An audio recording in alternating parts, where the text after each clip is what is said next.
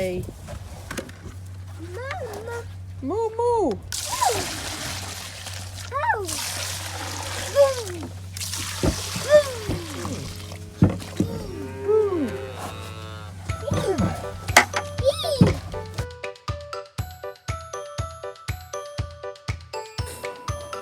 Why would she get you in here? All right. Hello, everyone. Hi.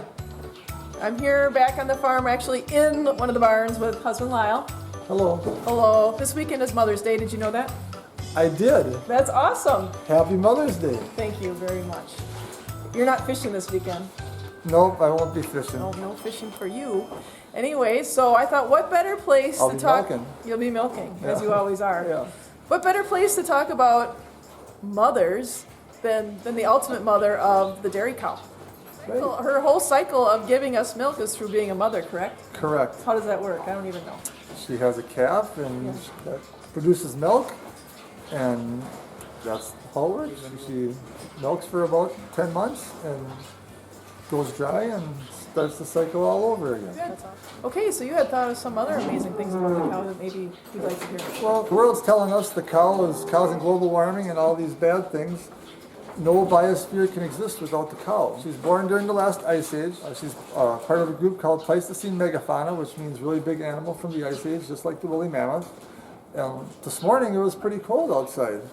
I don't know about you, but I was chilly out It was here. cold, yes. And but the cow, she likes it cool like that, being from the ice age. Her favorite temperature is around 40 degrees. Oh, there we go. So now I don't have to feel so bad for her in the wintertime. No, Yeah. no, that's where she'd like it. That's where she's the most comfortable. So we don't have to get warm blankets for them. No.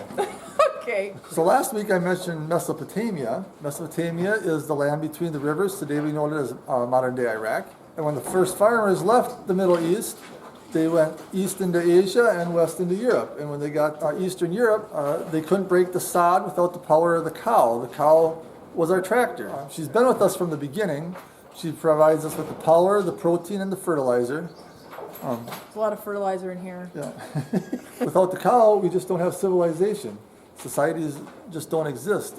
She is the foundation of civilization and the foster mother of the human race. That's awesome. She's just an amazing and magnificent creature, our dairy cow. So you said foster mother, so that's kind of a lead-in for me. Did you know that the month of May, the church has dedicated to our Mother Mary? I do now. You do now, yeah. Some people think as Catholics that we worship Mary like we do God. We No. actually, no, right? We honor Mary. We honor Mary. Listen to him, right? When we say the Hail Mary, we say, Hail Mary, full of grace. The Lord is with you. Blessed art thou among women. And isn't she the blessed of all women? Because when God, he asked her to be the mother of Christ, she was the perfect vessel, right? She was the perfect adorer of God the Father. So she's the perfect daughter, the perfect spouse of the Holy Spirit, and the perfect mother to Jesus Christ. Because she was without sin. And God would want a perfect vessel for his son, Jesus, the second person of the Trinity. She's the first tabernacle. You know, I think, too, she's a perfect model. She's a perfect model of trust in God and his divine plan. At the presentation of the temple, it was foretold to her that a sword of sorrow would pierce her heart. And I know you and I received some pretty bleak news about Maya when she was first born. And I know immediately I went to fret and fear, and we thought of the worst things that could possibly mean. The doctors tell you the worst things The without much bedside manner. Right. I have to tell you, I didn't have a lot of trust like Mary. You know, she saw what the real future was. Mine was just from my imagination. But she trusted in God, and she still loved him. So we're just coming off Lent. And during Lent, we walk the stations of the cross, many of us. It's so beautiful when we come to the station where Jesus meets his mother for the first time. And I'd like to meditate on that. And, you know, sometimes when we have to make changes in our life or make a big decision like quitting a job or going away for college, it leaves us with a little anxiety in telling those people that we have to move on. And that's the very decision Jesus made. You know, when he accepted God's will for him, he had to have known his human side, that he would be leaving his mother behind. And I'm sure there was a little anxiety in that decision, just a little bit, because of that very reason. And there he's meeting his mother for the first time on the road to Calvary, and she gives him consolation. So almost like, what relief does that give us? You know, when we have to tell someone news, and they're like, that's okay, I totally understand what you have to do, and that's what Mary did. And it's kind of amazing in the movie The Passion of the Christ by Mel Gibson, how many times they show Jesus when he's getting weak, when he looks to his mother, and he actually seems to get more power from that, more strength. And that's an example for us to follow, right? After that station when Jesus meets his mother, he gets help in carrying his cross. He meets Veronica, who wipes his face, and he meets the women of Jerusalem who are crying and weeping for him. And that is like little fruits of consolation. I like to think that's Mary praying to God for her son. And that's what we should be doing, about praying to Mary for the trials that we have and have her help us along our journey in life. As Jesus is on the cross, he says to his disciple John, this, behold your mother, and mother, behold your son. And John takes Mary into his home. And his home is another word for heart, and that's what we're called to do, is take her into our heart. Another powerful devotion is the Rosary. We've been told by Mary at Fatima that it's a powerful tool that should be used in our daily lives. It can end wars, it can convert souls. I know this is hard to believe, but there's been many times, there's been a few times in our marriage where I've been a little angry with you. I can't imagine that. I know, it's really hard, right? But I've said a rosary, and it's really seemed to calm my heart, take the anger away, and I know that's her grace, and she's the mediatrix of all graces, right? We should turn to her for grace. Maybe you should say more rosaries.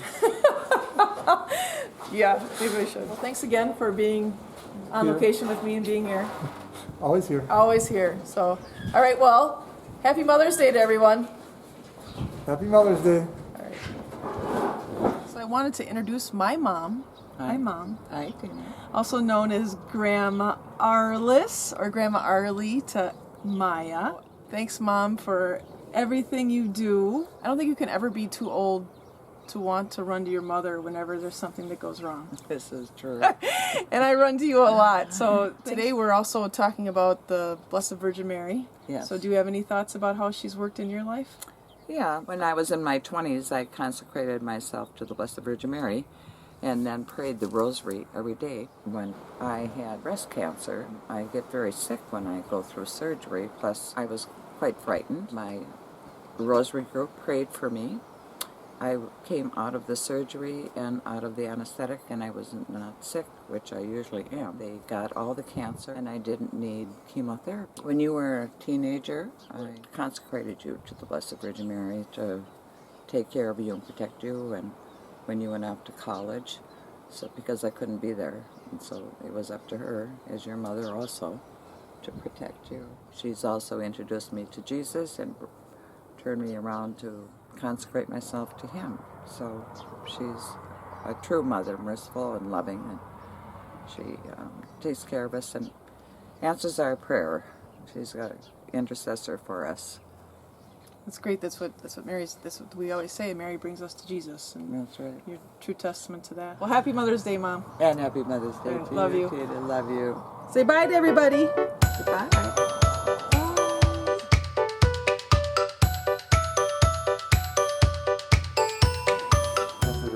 Hello, everyone. Well, I was off the picture on that one.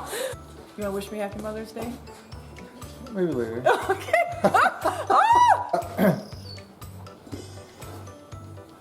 Oh my gosh! Okay, we're right in the barn. Okay, here we go. We're just coming off Lent. We're just coming off Lent. Oh, we can't laugh. It's on the cross. All right, I don't want that sound in the background.